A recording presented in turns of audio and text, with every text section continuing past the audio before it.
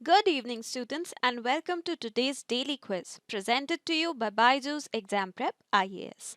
Now, before we start with our questions, here is a quick reminder that we'll be having a YouTube live session today at 8 p.m. with regards to the Union Budget's key highlights.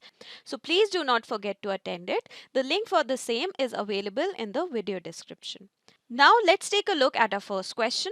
Which of the following are a part of the grouping Quad? We have UK, Australia, USA and India.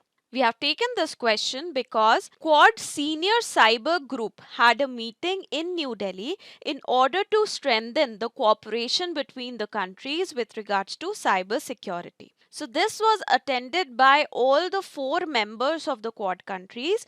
We had the Secretary of Australia's Department of Home Affairs. We had National Cyber Security Coordinator of India, the Deputy National Security Advisor of Japan, and the Deputy National Security Advisor of USA.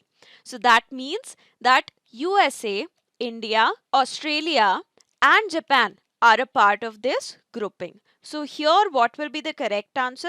It will be Australia, USA and India and not United Kingdom. So the correct answer is C.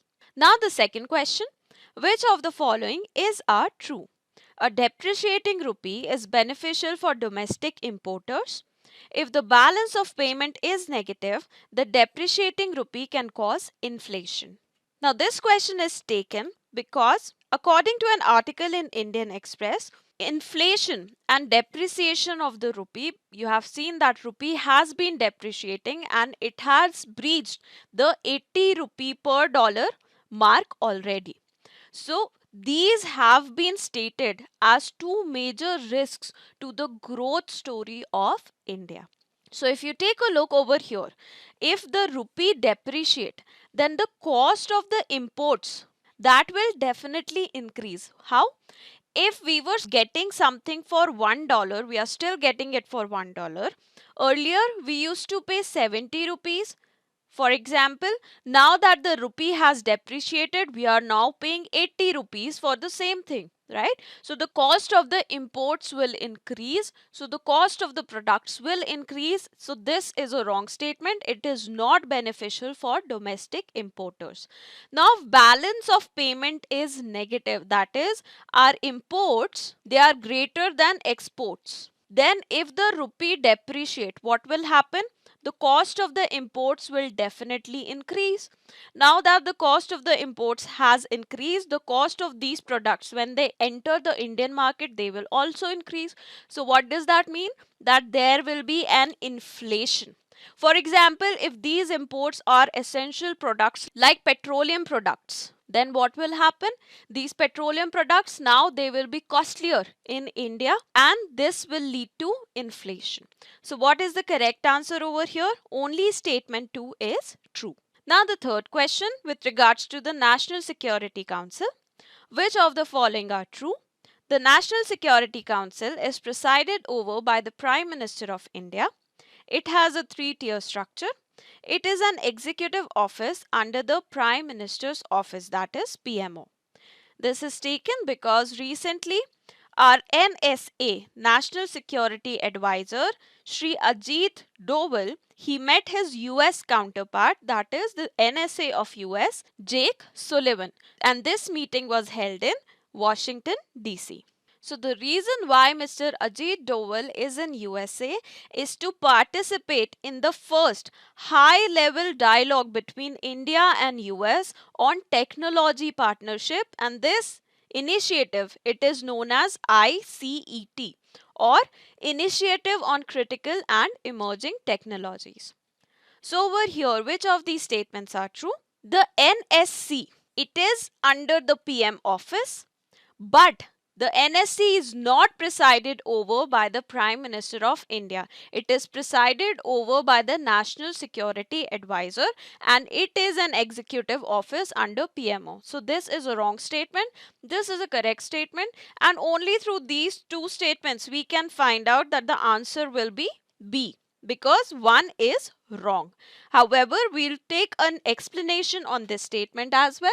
This is also a correct statement. Why? Because the NSC, the National Security Council, has a three-tier structure. We have the Strategic Policy Group, the SPG. Then we have the National Security Advisory Board, and we have the National Security Council Secretariat.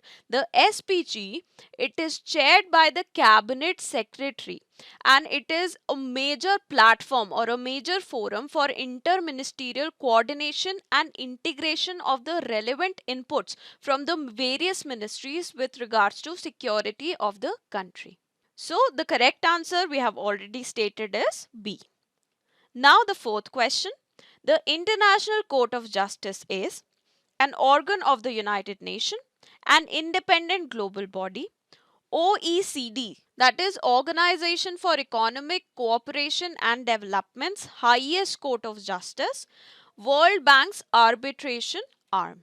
So according to an article, Azerbaijan, it has gone to the International Court of Justice against Armenia because they want Armenia to stop sowing mines on Azerbaijani territory.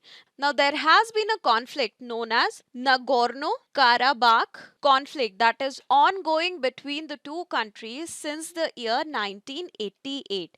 Now, there have been constant ceasefire violations when it comes to both the countries with regards to this particular area. And in this background, Azerbaijan now wants Armenia to stop deploying mines, stop creating traps in the region so that there could be peace. So over here, what is the correct answer?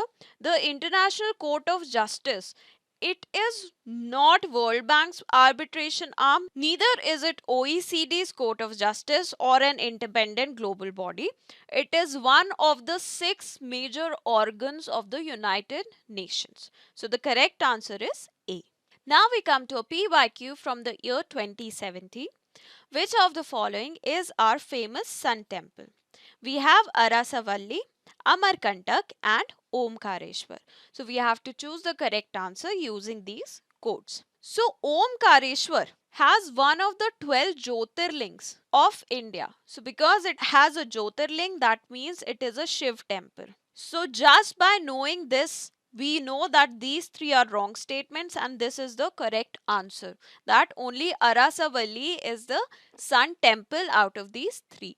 So Arasavalli, it is located in Andhra Pradesh and it was built in the 7th century AD. So the best feature about this temple is that it is built in such a way that the light from the sun, it falls on the feet of the Lord in the earlier part of the day. Amarkantak, located in Madhya Pradesh, same as Omkareshwar, which is also located in Madhya Pradesh. In Amarkantak, ancient temples of Kalchuri period are present. Amarkantak is also known for radial drainage, and this place is the place of origin of the Narmada river. So the correct answer here is A. Now we go to the fact of the day. Fact of the day is about the index of core industries which was released yesterday. Now this index, it consists of 8 core industries and these industries are coal, crude oil, natural gas, petroleum refinery products, fertilizers, steel, cement and electricity.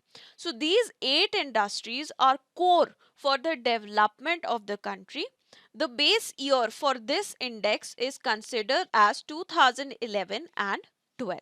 The compilation and release of this index is done by the Office of Economic Advisor under the Department of Industrial Policy and Promotion in Ministry of Commerce and Industry. So this index is released on the last working day of each month. So that is why it was released on 31st January. This time there was an increase in the ICI or the index of 8 core industries by 7.4% compared to December 2022. There was an increase in production with regards to these 8 core industries up until 31st January. So this is month over month growth.